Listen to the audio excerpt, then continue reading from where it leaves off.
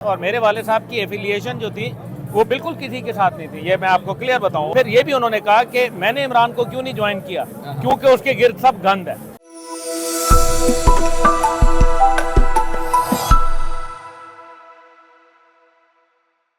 आपके वालिद साहब माशाल्लाह उन्होंने पीटीआई के साथ एक बड़ी एफिलिएशन थी, लेकिन मैंने आपके कुछ इंटरव्यू सुने हैं तो आप थोड़ा क्रिटिकल पॉइंट ऑफ व्यू रखते हैं पीटीआई के। ये बिल्कुल, मैं पीटीआई के मुतालिक जो है क्रिटिकल पॉइंट ऑफ व्यू इसलिए रखता हूँ कि जहाँ पीटीआई के अच्छे काम हैं उनको सराहता हूँ, और जहाँ उनके ऐसे मनफी काम हैं जो कि पाकिस्तान के हवाले से फसाद बदअमनी के हवाले से है। और मेरे वाले साहब की एफिलिएशन जो थी वो बिल्कुल किसी के साथ नहीं थी, ये मैं आपको क्लियर बताऊं। उन्होंने, उनका इंटरव्यू मौजूद है, मैं आपको वीडियो क्लिप भेज दूंगा, जिसमें उन्होंने कहा कि मैं निस्बतन इमरान खान साहब को उनसे बेहतर समझता था, लेकिन वो आएंगे, इस निज़ाम को टकराएंगे और कुछ हासिल नहीं करेंगे और फेल होंगे बुरी तरीके से।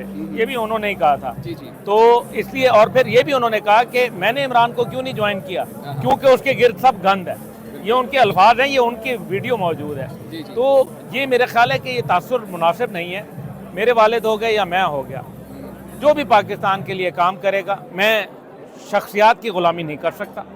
जिसका नज़रिया पाकिस्तान और अल्लाह और उसके रसूल के करीब होगा, मैं इंशाअल्लाह ताला उसके साथ हूँ। ये जो इमरान खान साहब ने खत लिखा है इसके बारे में आप क्या कहते हैं? ये तो उन्होंने खुद तस्लीम नहीं किया खत लिखा है या नहीं लिखा, तो अब ये तो अब मैं उसके ऊपर क्यों कयास राय करूँ जिसको खुद अगले ने तस्लीम नहीं किया।